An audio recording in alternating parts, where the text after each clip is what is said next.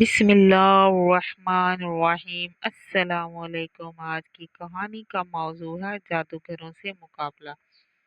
جادوگروں سے مقابلہ جو کہ انبیاء اکرام علیہ السلام کی سچائی، اللہ تعالیٰ کی طاقت اور جادو کے مقابلے میں ایمان و صداقت کی فتح پر مبنی ہے۔ اس عنوان میں ایک طویل، جذباتی اور سبق آموز اردو کہانی پیش کر رہا ہوں جو کہ نہ صرف دلچسپ بلکہ ایمان افروز کہانی ہے۔ جادوگروں سے مقابلہ۔ ایک فرعون کا غرور۔ قدیم مصر میں ایک ظالم بادشاہ حکومت کرتا تھا جس کا نام فرعون تھا۔ اس کی سلطنت وسیع تھی لیکن اس کا غرور اور ظلم اس سے بھی زیادہ وسیع تر۔ وہ خود کو خدا کہلوانا پسند کرتا تھا۔ اس کے دربار میں سینکڑوں وزیر، مشیر، سپاہی اور سب سے بڑھ کر جادوگر موجود تھے جو کہ اس کی طاقت کا چھوٹا سا سکہ جمائے میں اس کی مدد کرتے تھے۔ فرعون ہر اس شخص کو قتل کرواتا جو اس کو خدا کا انکار کرتا۔ وہ بنی اسرائیل پر خاص ظلم کرتا اور قوم کی غلامی کو زنجیروں میں جکڑے رکھتا۔ ان کے مردوں کو قتل کر دیتا، عورتوں کو زندہ رکھتا، جو ظلم برسوں سے جاری تھا۔ باب نمبر 2، حضرت موسیٰ علیہ السلام کی بعثت۔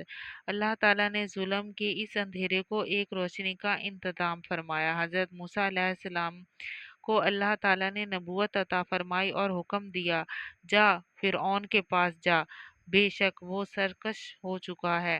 حضرت موسیٰ علیہ السلام نے اللہ سے دعا مانگی، اے میرے رب، میرا سینہ کھول دے اور میرے کام کو آسان کر دے اور میری زبان کو گرد و غول دے تاکہ وہ میری بات سمجھ سکیں۔ اللہ تعالیٰ نے حضرت موسیٰ علیہ السلام کو اپنا پیغام دے کر فرعون کے دربار میں بھیجا۔ ان کے ساتھ حضرت ہارون علیہ السلام بھی تھے جو آپ کے بھائی اور معاون تھے۔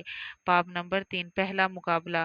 جب حضرت موسیٰ علیہ السلام نے فرعون کے دربار میں جا کر کہا، میں اللہ کا رسول ہوں، بنی اسرائیل کو میرے ساتھ جانے دو، فرعون ہنسنا لگا اور بولا، کیا تو ہمارے ملک میں فساد پھیلانے آیا ہے؟ کیا تو چاہتا ہے کہ ہم اپنے خدا کو چھوڑ کر تیرے خدا کی عبادت کریں؟ حضرت موسیٰ علیہ السلام نے اللہ کی نشانی کے طور پر ایک لاٹھی زمین پر پھینکی اور ایک بڑے عرصے میں تبدیل ہو گیا۔ پھر اپنا ہاتھ اپنی بغل سے نکالا اور روشنی چمکتی ہوئی باہر آئی۔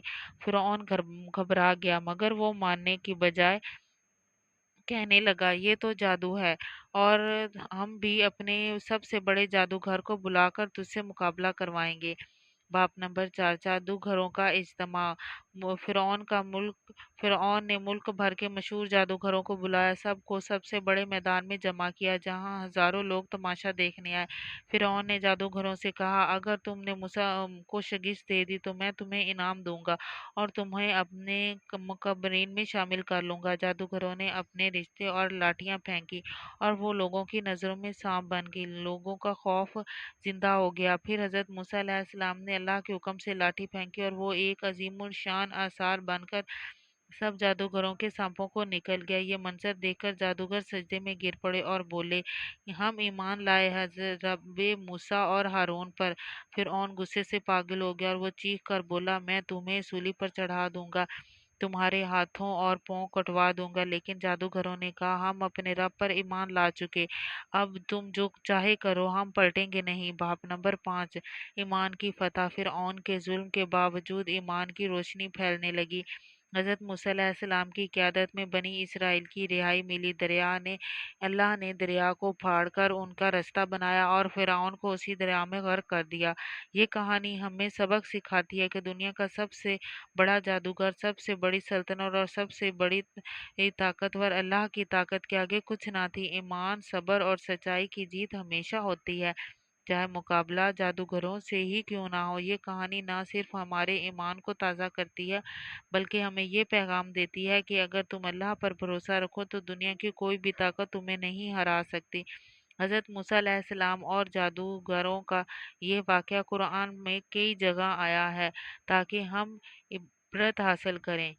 اگر آپ کو میری یہ کہانی پسند آئی ہے تو میرے چینل کو سبسکرائب، لائک اور شیئر ضرور کیجیے گا۔ اللہ حافظ۔